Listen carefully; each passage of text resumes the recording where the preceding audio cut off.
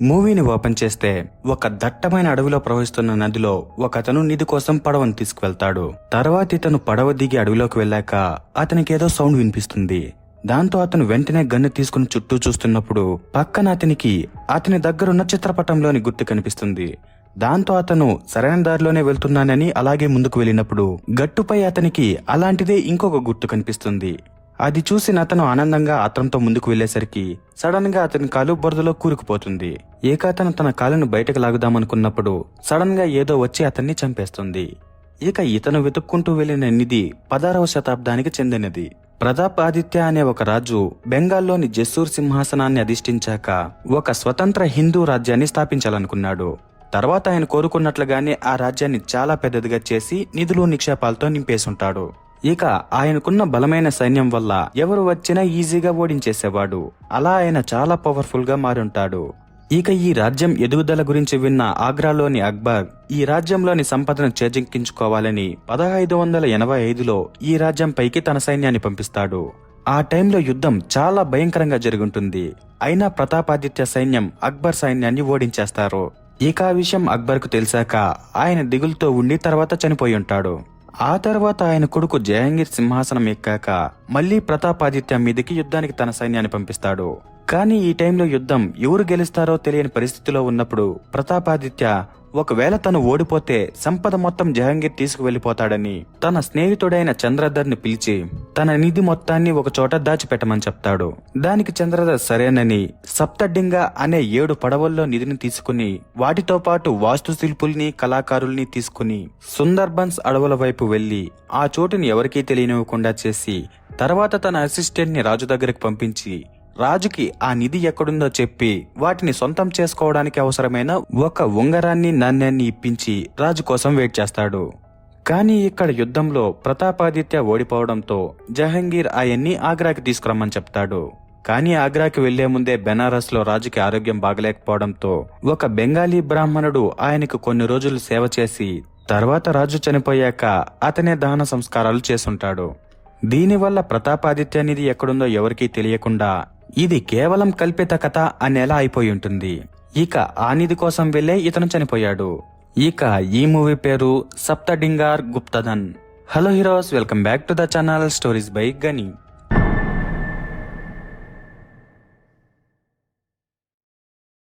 మరోవైపు నిశాంత్ అనే ఒక ప్రొఫెసర్ తనకు స్టూడెంట్ గా ఉండి తర్వాత ఆక్స్ఫర్డ్ యూనివర్సిటీలో చదువుకొని ఇప్పుడు హిస్టరీ ప్రొఫెసర్ గా ఉన్న సోనుని ఇంటికి పిలిచేసరికి ప్రొఫెసర్ ఏదన్నా స్టోరీ గురించి చెప్తాడని సోను తనకు తెలిసిన అభి అనే అబ్బాయిని జీనా అనే అమ్మాయిని తీసుకువెళ్తాడు.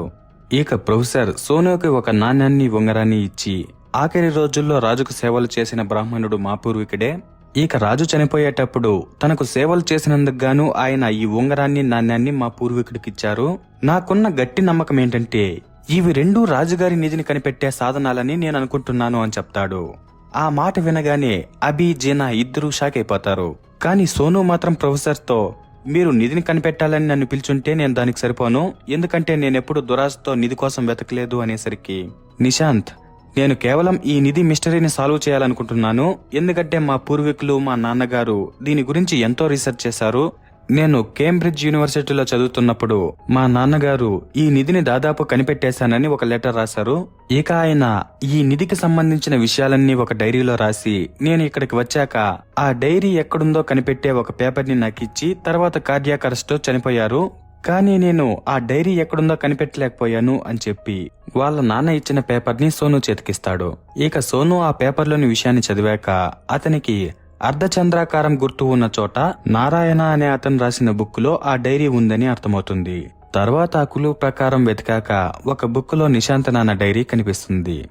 ఆ డైరీలో వాళ్ళ నాన్న, నేను ఆ నిధి ఎక్కడుందో చూపించే క్లూస్ ని కొన్ని కనిపెట్టి అవన్నీ ఇందులో రాస్తున్నాను, నువ్వు ఈ డైరీని కనిపెట్టగలిగావంటే ఆ నిధిని కూడా కనిపెట్టగలవు. నువ్వు ఆ నిధిని చెడ్డవాళ్ళకి దొరకనివ్వకుండా మానవ శ్రేయస్సుకు ఉపయోగపడేలా చెయ్యి అని రాస్తుంటాడు. ఈ మాటలన్నీ నిశాంత్ చదివితే వాళ్ళు విన్నాక డైరీ దొరకడంతో సోను రిటర్న్ వెళ్ళిపోతుంటాడు. అప్పుడు ప్రొఫెసర్ మళ్ళీ అతన్ని ఆపి, దయచేసి కొద్దిగా ఈ మిస్టరీని సాల్వ్ చెయ్యి, నేను మా పూర్వీకుల రీసెర్చ్ వృధా కాకూడదు అనుకుంటున్నాను, ఈ నిధి దొరికితే నేను గవర్నమెంట్కే ఇచ్చేస్తాను అనేసరికి సోను, నేను కొద్దిగా ఆలోచించి తర్వాత చెప్తాను అనేసి వెళ్ళిపోతాడు. ఆ తర్వాత వీళ్ళు ఒక హోటల్లో ఉన్నప్పుడు అభి జీనా ఇద్దరు ఈ మిస్టరీని మనం సాల్వ్ చేద్దాం, అడ్వెంచర్ అంతా బాగుంటుంది అని అడుగుతుంటే సోను ఫస్ట్ అదంతా వద్దని తర్వాత మళ్ళీ కొంచెం ఆలోచించి సర్లే రేపు మనం వెళ్లి ప్రొఫెసర్ దగ్గర డైరీ తీసుకుందామంటాడు. ఆ మాటతో వీళ్ళిద్దరూ చాలా హ్యాపీగా ఉంటారు. తర్వాత వీళ్ళు ముగ్గురు ఒక అవార్డ్ ఫంక్షన్ కు వెళ్ళాక మరుసటి రోజు లేచి చూసేసరికి వీళ్ళని ఎవరో కిడ్నాప్ చేస్తుంటారు. ఇక సోను అది చూసి ఫుల్ షాక్ లో ఉండి రాత్రి ఏం జరిగిందబ్బా అని గుర్తు తెచ్చుకుంటే వాళ్ళు ఫంక్షన్ లో నుంచి బయటకు వచ్చిన వెంటనే వీళ్ళ దగ్గరకు ఒక పోలీసు వచ్చి ప్రొఫెసర్ నిశాంత్ చనిపోయారు, ఆయనతో లాస్ట్ గా మాట్లాడింది మీరే, మిమ్మల్ని ఎంక్వైరీ చేయాలి అని చెప్పి తీసుకెళ్లుంటాడు. ఇక ఆ విషయాలన్నీ సోను గుర్తు తెచ్చుకుంటున్నప్పుడు సలీం అనే ఒకతను ఇక్కడికి వస్తాడు. అతన్ని చూడగానే సోనుకు రాత్రి వచ్చింది ఫేక్ పోలీస్ అని అర్థమవుతుంది.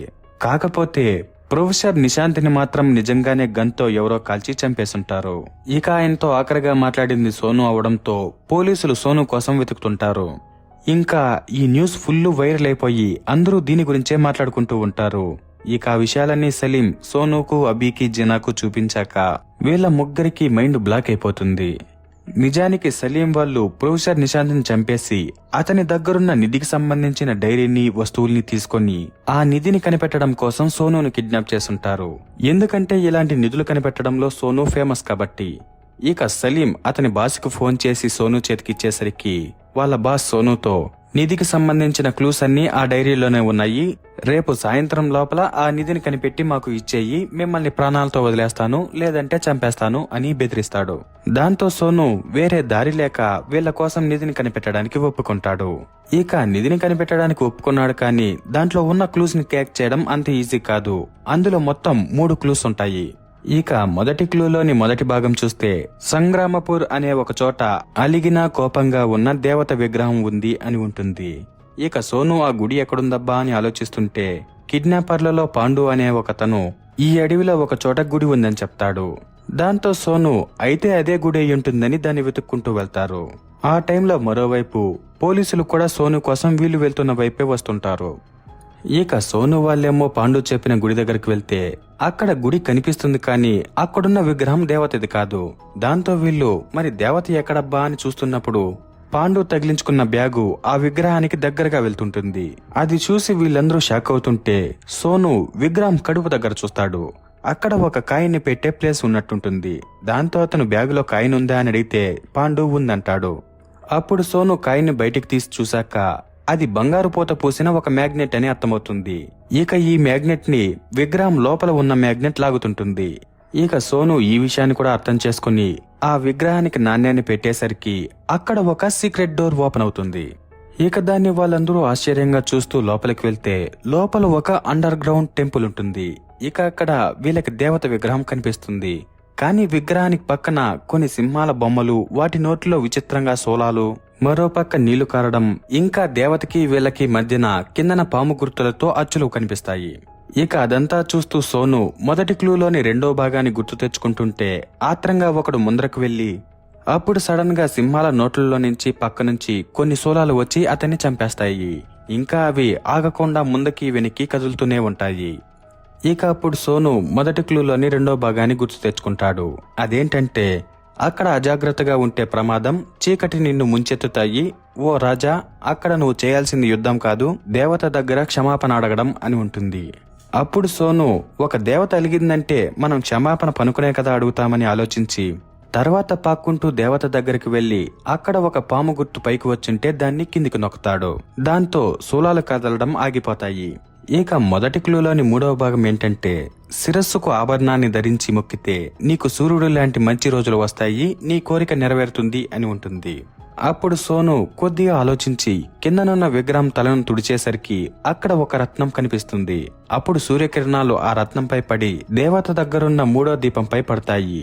ఇక సోను అది చూసి దీపాన్ని ముందుకు వంచినప్పుడు దేవత చెయ్యి కదిలి కిందన కాళ్ళ దగ్గర ఒక లాకర్ ఓపెన్ అవుతుంది. అందులో ఒక బాక్స్ ఉంటుంది. దాని లోపల ఒక దానిపై త్రిశూలం, మరొక దానిపై పాము గుర్తుతో 2 గోల్డ్ బిస్కెట్లుంటాయి. ఇక సోను అది చూసి వీళ్ళకి చూపించాక వాళ్ళు ఏంటి నిధి మొత్తం ఇంతేనా అని షాక్ అవుతుంటే సోను లేదు, మనం ఇంకా రాజు ఇచ్చిన ఉంగరాన్ని వాడలేదు కాబట్టి నిధి వేరే ఎక్కడో ఉంది అని చెప్తాడు. అప్పుడు సలీం దాని గురించి తర్వాత ఆలోచించొచ్చో, ఇప్పుడు మా బాస్ నీతో మాట్లాడాలంటున్నాడు, రా పోదాం అని పిలుచుకొని వెళ్తాడు. ఇక అక్కడున్న బాస్ మరెవరో కాదు, సోనుకు తెలిసిన ఒక రౌడీ దుష్యంతే. ఇక అతను చూడటానికి కామెడీగానే ఉన్నా నిధిని తొందరగా కనిపెట్టేయండి, వదిలేస్తాను, లేదంటే ముగ్గురిని చంపేస్తాను అని గన్తో సీరియస్ గా వార్నింగ్ ఇస్తుంటాడు.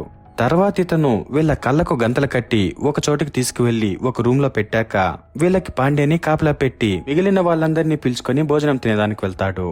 ఇక దాన్ని వీళ్ళు అదునుగా చేసుకుని అభికి పాము కరిచింది, హెల్ప్ చేయండి అనేలా అరిచి పాండేని లోపలికి రప్పించి అతను లోపలికి రాగానే సోను అతని మెడకి కట్టిని పెట్టి అది గన్ను అనేలా బిహేవ్ చేసి అతని దగ్గరున్న గన్నుని డైరీని తీసుకుని పాండేని రూమ్ లోనే పెట్టి డోర్ వేసేసి పారిపోతారు. తర్వాత వీళ్ళు అక్కడున్న ఒక ఆటోను తీసుకువెళ్తూ వాళ్ళ ఫ్యామిలీ వాళ్ళకు ఫోన్ చేసి జరిగిన విషయం చెప్పి అలాగే వీళ్ళ కోసం వెతుకుతున్న పోలీసులలో వీళ్ళకి సపోర్ట్ గా ఉండే శంకర్ అనే పోలీస్ కి వీళ్ళ లైవ్ లొకేషన్ ని షేర్ చేస్తారు. ఇక అతను లొకేషన్ చూస్తున్నప్పుడు పక్కన ఇంకో పోలీస్ వచ్చి ఎలా దొరికింది నీకు లొకేషన్ అని అడిగితే అతను మన సోర్స్ ని ఎప్పుడూ బయట పెట్టకూడదు అనేసి వెళ్ళిపోతాడు.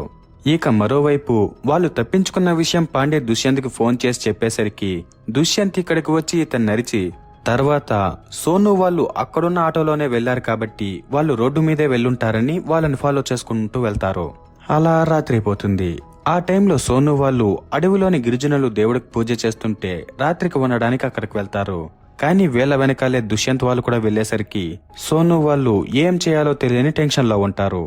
అప్పుడు సోనుకు తెలిసిన ఒక అతను కనపడగానే సోను అతనితో దుష్యంత్ ఫాలో అవుతున్న విషయం చెప్పేసరికి అతను మీరేం కంగారు పడకండి, మీరు ఎలాంటి వారో నాకు తెలుసు, అలాగే దుష్యంత్ ఎంత డేంజరో తెలుసు అంటూ వాళ్ళ చేతికి టార్చ్ లైట్లు ఇచ్చి తినడానికి ఫుడ్, పడుకోవడానికి ప్లేసు ఉంది, వెళ్ళండి అని ఒక ఓడ దగ్గరికి పంపించేస్తాడు.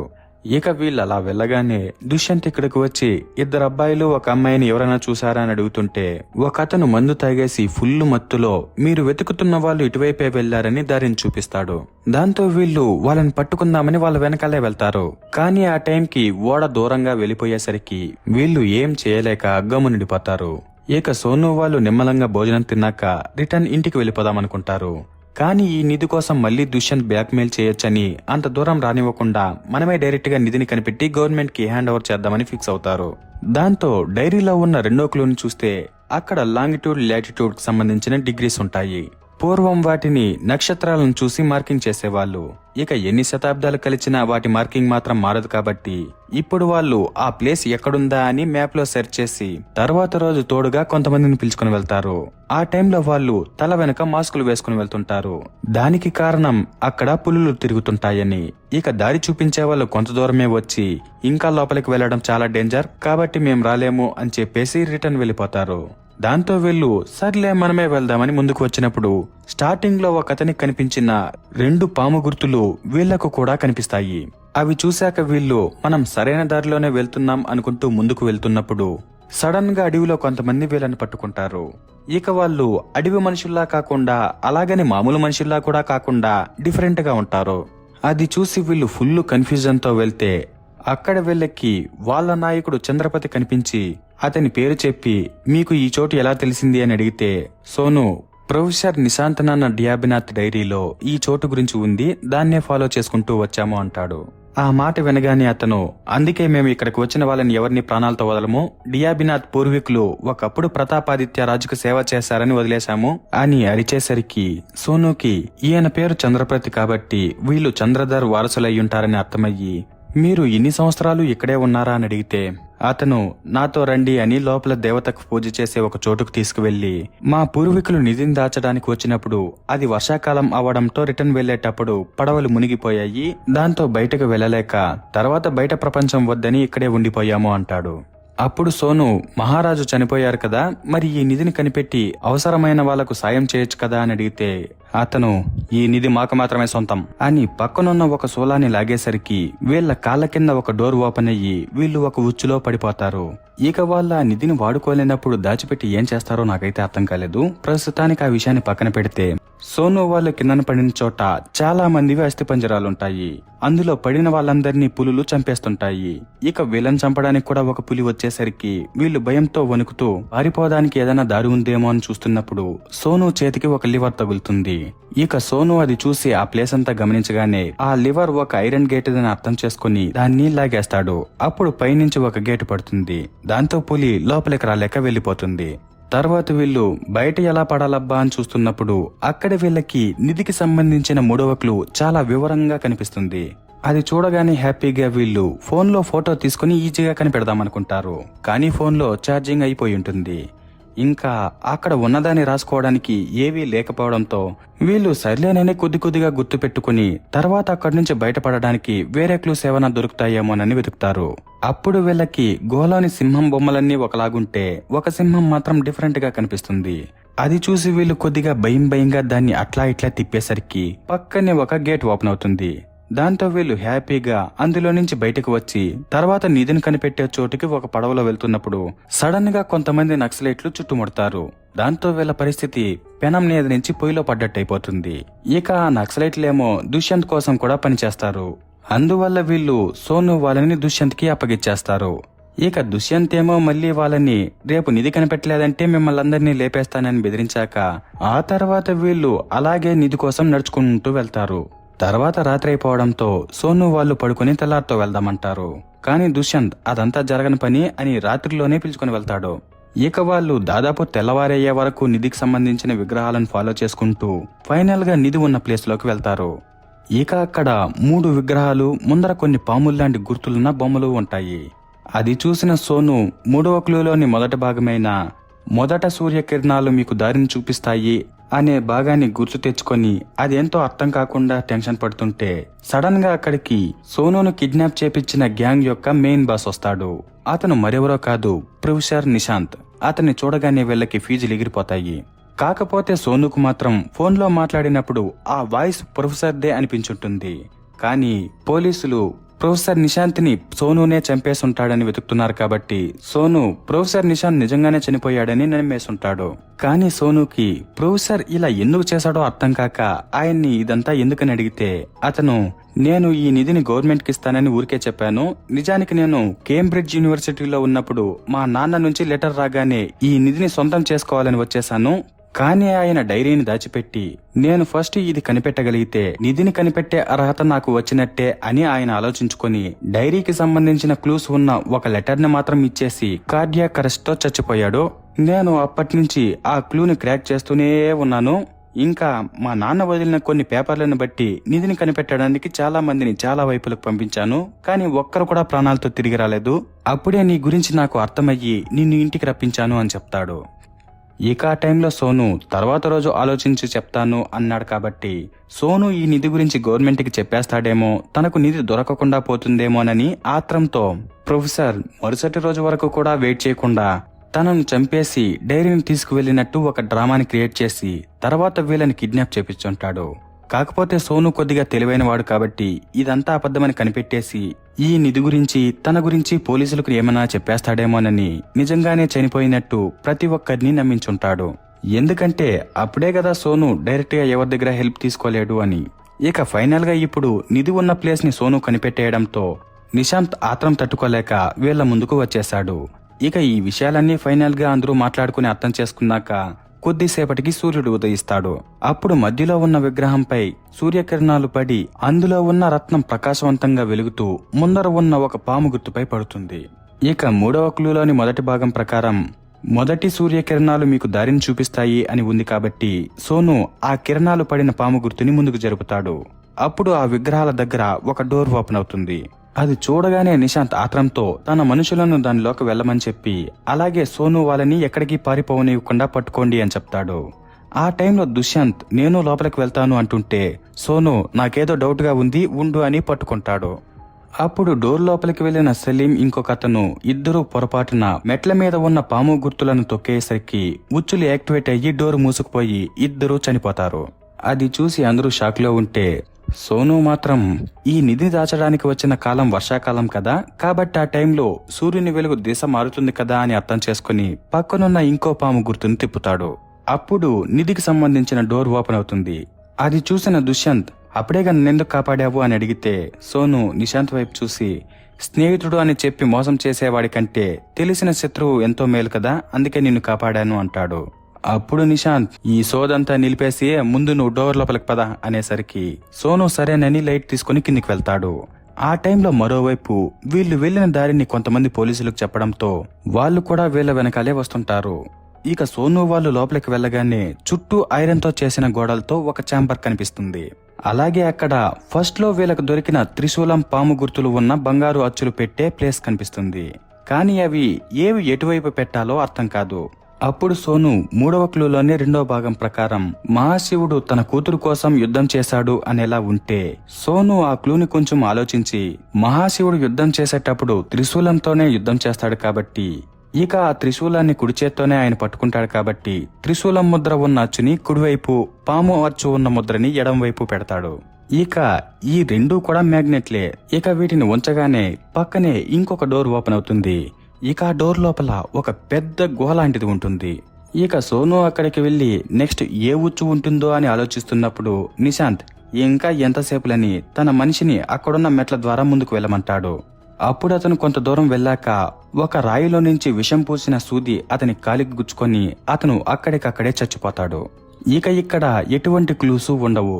కానీ ఆ రాళ్ల మీద ఉన్న పాము గుర్తులను గమనిస్తే కొన్ని మాత్రం డిఫరెంట్ గా ఉంటాయి. దాన్ని బట్టి సోను చనిపోయిన అతను ఏ గుర్తులపై వెళ్తే సూదులు బయటకు రాలేదో వాటిని గమనించి తర్వాత అలాంటి గుర్తులే ఉన్న రాళ్లపై అడుగులు వేసుకుంటూ ఆ ఉచ్చులని దాటేస్తాడు. తర్వాత అతని వెనకాలే వీళ్లు కూడా వచ్చేస్తారు. ఇక ఫైనల్ గా అక్కడున్న 3వ క్లూలోని ఆఖరి భాగం అన్నీ ఒకేలా కనిపించే విగ్రహాలలో నిజమైన దేవి విగ్రహాన్ని గుర్తించు, ఒక్క తప్పుడు విగ్రహాన్ని ఎంచుకున్నా నువ్వు ఊహించలేని ప్రమాదం జరుగుతుంది, నీ అహంకారాన్ని వదిలి ఆ దేవి పాదాల చెంత భక్తితో తామర పువ్వుని సమర్పించు, దేవి కార్చే కరుణా కన్నీళ్లు చనిపోయిన వారిని కూడా బ్రతికిస్తాయి, మీ పడవ పైకి లేచి ముందుకు సాగుతుంది అని ఉంటుంది. ఇంక సోను వాటిల్లో నిజమైన దేవత విగ్రహం ఏది అని చూస్తున్నప్పుడు పక్కన దుష్యంత్ అంత ప్రమాదంగా ఏమంటాయి ఇవి, చూడు ఎంత ముద్దుగా ఉన్నాయో అంటూ ఒక విగ్రహాన్ని పట్టుకుని అటూ ఇటూ కదిలిస్తాడు. అప్పుడు విగ్రహం కాళ్ళ దగ్గర నుంచి ఒక శూలం అతని గొంతు దగ్గరకు వచ్చేస్తుంది. అప్పుడు సడన్ గా సోను వెనక్కి లాగడంతో దుష్యంత్ బతికిపోతాడు. ఇక సోను అతనితో ఏదైనా కనిపెట్టాలంటే ఓపిక కావాలి అని చెప్తుంటే పక్కన నిశాంత్ గన్తో పైకి కాల్చి మీ సోదంతా నిలిపే ముందు అదేంతో కనిపెట్టండి అని అరుస్తాడు. అప్పుడు సోను ఈ మురుకులతో యాగలేకపోతున్నా అనుకుంటూ తర్వాత అన్ని విగ్రహాలను చూసినప్పుడు ఒక విగ్రహం మాత్రం చేతిపై చీరను పట్టుకున్నట్టుంటుంది. దాంతో అదే దేవి విగ్రహం అని దాన్ని ముందుకు తోయగానే పక్కన ఒక రాయిపై క్రిస్టల్ వస్తుంది. ఇక ఆఖరి క్లూ ప్రకారం నీ అహంకారాన్ని వదిలి ఆ దేవి పాదాల చెంత భక్తితో తామర పువ్వుని సమర్పించు అని ఉంది కాబట్టి సోను రాజు ఉంగరాన్ని తీసి క్రిస్టల్ మీద పెడతాడు. అప్పుడు పక్కనున్న తామర పువ్వు విచ్చుకొని దానికి కనెక్ట్ అయి ఉన్న దేవి విగ్రహం కళ్ళలోంచి నీళ్లు వచ్చి ముందరున్న శవపేటిక లాంటి విగ్రహం మీద పడగానే ఆ విగ్రహం పైకి లేస్తుంది. అప్పుడు ఆ విగ్రహానికి కనెక్ట్ అయి ఉన్న నిధి పడవ నీళ్లలో నుంచి బయటికి వస్తుంది. నిజానికి ఇవన్నీ ఒకదానికొకటి ఆటోమేటిక్ గా కనెక్ట్ అయి ఉంటాయి. వీళ్ళు ఈ క్లూలను ఫాలో అవ్వకుండా పొరపాటున దేనన్నా తాకిన్నా కదిలిచున్నా అక్కడికక్కడే చనిపోయి ఉండేవాళ్ళు. ఇక ఫైనల్ గా సోను నిధి దొరికింది కాబట్టి మమ్మల్ని వదిలేయంటే నిశాంత్ మీరు వెళ్తే ఇది గవర్నమెంట్ కి చెప్పేస్తారు, మీరు వెళ్లకూడదని గన్తో కాల్చి చంపేద్దామనుకుంటాడు. అప్పుడు దుష్యంత్ 2 సార్లు సోను తనను కాపాడాడు కాబట్టి వీళ్ళ సైడ్ వచ్చేసి ప్రొఫెసర్ ని అడ్డుకుంటాడు. ఆ టైంలో ప్రొఫెసర్ మళ్లీ గన్ను కాల్చేసరికి బుల్లెట్ పైన కూజుగా ఉన్న రాయికి మళ్లీ తగిలి అది విరిగిపోయి ప్రొఫెసర్ పైనే పడి అతను చచ్చిపోతాడు. తర్వాత కొద్దిసేపటికి పోలీసులు ఇక్కడికి వచ్చి జరిగిన విషయాలన్నీ చూసి వీళ్ళతో మాట్లాడాక ప్రొఫెసర్ నిశాంత్ ముందు కాదు ఇప్పుడు చనిపోయాడు, అలాగే సోనుకు దీనికి సంబంధం లేదు అని అర్థం చేసుకుంటారు. తర్వాత ఫైనల్ గా వీళ్ళు పడవ దగ్గరికి వెళ్లి లోపల 7 పడవలలో తీసుకువెళ్లి ఒక పడవలో ఉంచిన ప్రతాపాదిత్య నిధిని చూశాక అందరూ హ్యాపీగా ఉంటారు. తర్వాత దాన్ని గవర్నమెంట్ కి అప్పగించాక ఎవరి ఇళ్లలో వాళ్ళు ప్రశాంతంగా ఉంటారు. అక్కడితో సినిమా అయిపోతుంది. సో ఇంతే ఫ్రెండ్స్, సప్తడింగార్ గుప్తధన్ మూవీ స్టోరీ. ఇక ఈ మూవీ టైటిల్ మీనింగ్ చూస్తే సప్త అంటే 7, డింగార్ అంటే పడవలు, గుప్తధన్ అంటే దాచి ఉంచిన సంపద, 3 కలిపితే 7 పడవల రహస్య నిధి అని అర్థం. సో ఫైనల్ గా మీకు ఈ వీడియో ఎలా అనిపించిందో మీ ఒపీనియన్ని కామెంట్ చేసి, అలాగే వీడియో నచ్చుంటే లైక్ చేసి షేర్ చేసి మరిన్ని అడ్వెంచర్ స్టోరీస్ కోసం మన ఛానల్ ని సబ్స్క్రైబ్ చేసుకోండి. Okay, bye bye.